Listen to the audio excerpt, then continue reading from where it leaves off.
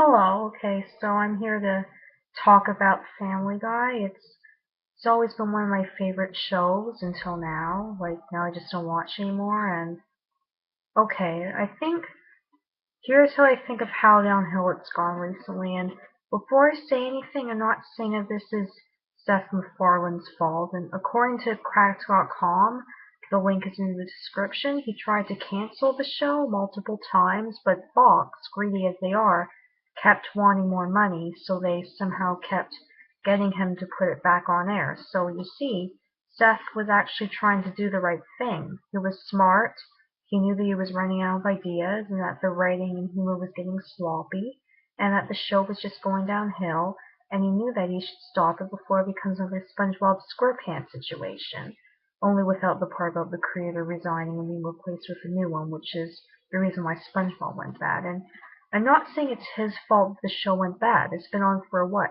14 years? It would only make sense if the show started to go bad by now. We're human. We can't roll that long. Neither can TV shows made by us.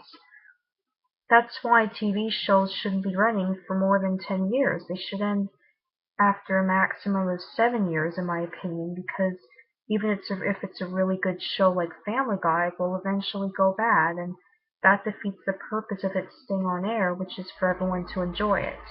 Again, this is all Fox's fault that Family Guy won't die when it probably should have at least a few years ago. In my opinion, the show gradually got worse as the seasons went on, but it was still decent until probably around season 10. Now I'm just going to come out and say it. I don't think Meg is ugly. I never did, and I actually find her pretty. So what if she wears glasses and she isn't your cliche, skinny, blonde hair, blue eyes, beautiful and perfect looking woman? That's not going to trick me into automatically thinking she's ugly. I'm not stupid. And yeah, I see the beauty in women who don't look perfect. And I don't think that Meg, honestly, was ever even supposed to be the ugly, nerdy girl who everyone hates. According to Crack.com, as well as what I remember from the early seasons, she was just a normal teenage girl. She had friends, and her family didn't hate her. Her douche of a father never would have asked God to make her not exist. I'll talk about that episode in my rant for the worst Family Guy episode I've ever seen. And she wasn't even supposed to be what Cracked.com called her, a punch bag. Steph, if you were planning to change your mind and turn her into your cliche, supposedly nerdy, ugly girl who no one likes, you should have at least actually made her ugly. Like, at least make her fat. When you think about it, she's pretty average looking for a teenage girl. I mean, think about how many skinny, gorgeous teenage girls without glasses or acne do you see out there. In my opinion, not so much that someone who looks like Meg stands out as the ugly girl, so in my opinion, this is offensive to many teenage girls, as there are many who look similar to Meg. Okay, another thing, I know I'm talking about Meg a lot. Meg is hardly involved in the show. She hardly gets any comedic moments or episodes about her. She becomes more and more of a background character, and in the really new episodes, like in seasons 12, 11, 10, she might as well not even be existent. At least in the old episodes, she would be involved more in the show. Also, they weren't putting her down as much by doing things such as, for example, having the whole family develop cool superpowers and she gets a lame one. In case you don't know, there was an episode where that happened. Everyone got cool superpowers, and all she could do was grow her own nails, and I did not like at all how they treated her. I actually felt really bad for her. I did not find that funny. Hate if you must. Okay, apparently thanks to Crack.com, I learned that there is actually a good reason why they pretty much killed Meg off without actually killing her off. Apparently her voice actor, Mila Kunis, started to get other roles on other shows, so she couldn't spend as much time being Meg. So she asked Seth MacFarlane's permission to still be on the show, but if she could devote less time to it. And he allowed her, but he was pissed off and decided to punish her by putting her character into the background more. So, at least this makes more sense. There's actually a reason why they're pretty much ignoring Meg. Okay, enough about Meg. Lois is still pretty much the same. She's actually a bit more funny in the new episodes, in my opinion, or at least whenever she gets a chance to show comedy, which, just like the other characters, except for Peter, hardly ever happens. But when she does show comedy, it's very funny. And okay, and Stewie, he used to be evil, but now he's innocent and, for some reason, gay. I don't have any problem with gays. I'm actually against homophobia and anything else as to discrimination, but Stewie was never even supposed to be gay. There were many old episodes where he would lust over women and even date women, and now he's suddenly gay, which makes no sense. I have a feeling that Seth was just running out of gags and decided to make Stewie gay so that he would have something else to work with, you know? So now he can say, oh look, Stewie's so gay he likes to fit a whole banana into his mouth. See, now he has more stuff to work with because he has a gay character in the cast. And I'm not saying that these gags are as funny as the old ones. I prefer Stewie as a villain, honestly. And I prefer the old Stewie. And get this, according to Jamie J. Wayman at blogspot.ca, Stewie is believed to be a ripoff, both looks and personality, of Jimmy Corrigan. He's another baby from a comic in the 80s to 90s. Search him up. He looks so much like Stewie, it's not even funny. One good thing about the new Stewie, I would say, is I find him more funny. Like in seasons 1 to 2, there were times where he would just babble on about things. Not sure if you noticed that, and it just didn't make sense. He just really didn't make sense at times. And I'll admit that the jokes about him being gay are a bit funny, not in a homophobic way, just in a, yeah, I don't even know how to describe it, but yeah, not in an offensive way.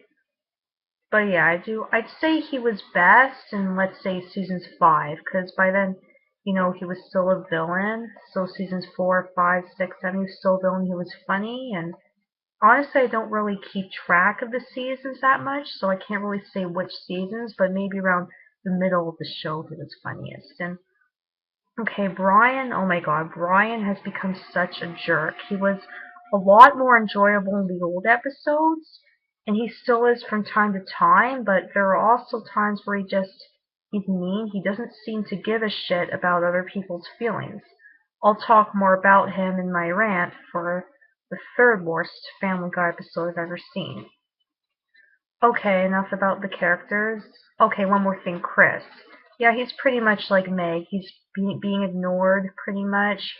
He's hardly involved in the show. He also pretty much got killed off without actually being killed off. And I wonder if anyone else has realized that since probably season 11. And it's happening more and more as the episodes go on. Almost every episode has to be about Peter, like just Peter. They just seriously, every episode has him as the main protagonist. And not only that, but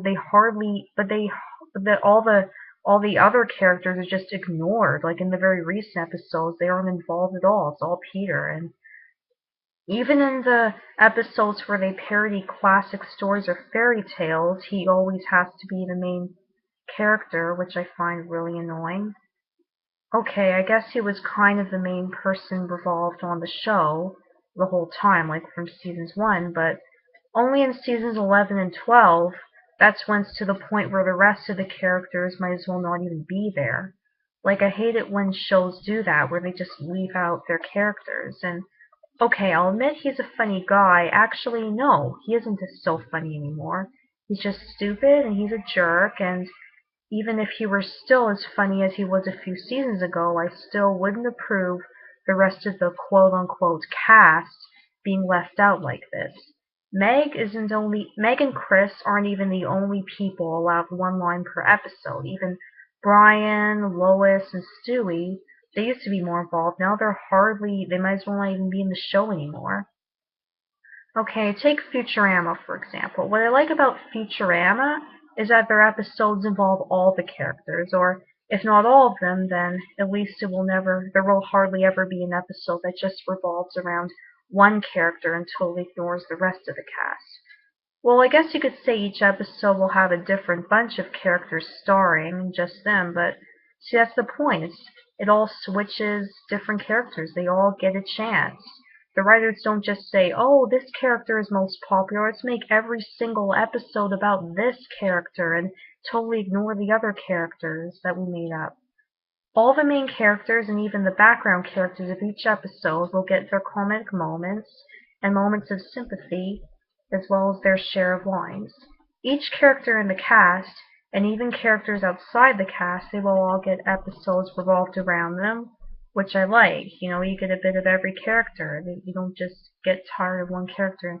Futurama, it'll hopefully never go the Family Guy direction and make every damn plot and gag feature one character wearing that character out until no one likes the character anymore and everyone starts missing the characters being left out. Okay, I guess you could say that Bender will usually have a lot of gags, at least in my opinion, probably have most gags, but at least he doesn't have all the comic moments on the show revolved around him. Like, they don't just ignore any of the main characters to the point where they have no reason in being on the show. Okay, back to Family Guy. The jokes are really boring, they've lost their touch. There will be some jokes per episode that get me laughing. I'll admit there's some funny ones, but not enough. And it feels like they're all about either religion, culture, celebrities, and TV shows, which is getting really tiring. The humor isn't as fresh as it used to be. Usually I'm just like, even if it's a bit funny, I'm just like, oh, enough already. I'm sick of your jokes, Family Guy. Sick of you. I'm sick of the same old jokes. And the plots are kind of, I don't know, unstable. Like, usually there will be a bit of filler at the beginning. In the really recent episodes, there'll be a bit of filler at the beginning, and then, like in season 11 and 12, and then they get to the plot later on, and they won't even stay on the plot the whole time. Basically, they will kind of go off track of the plot and say, oh, hey, look at this, and then there will be some unnecessary filler or an unfunny moment. Like, for example, in the episode where Peter and his friends try to find God, that one is called, let me see, it's called Three Acts of Good, I think, and Stewie just there's just this random scene where Stewie comes to Brian in the kitchen wearing sunglasses and he like goes, oh, my night was so good. Like, he basically tries to get him to ask how his night was.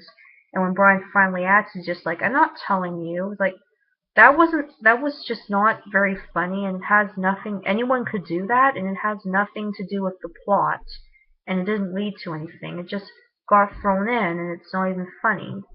And finally, all it does is remind you of how much you miss Stewie and Brian being involved on the show, for they, like the rest of the characters except Peter, are hardly involved anymore because Peter's taken over the show pretty much. Okay, that's pretty much it for my rant. I'll be coming up with 3 more rants about the 3 episodes that got me to quit Family Guy, and yeah, see you then.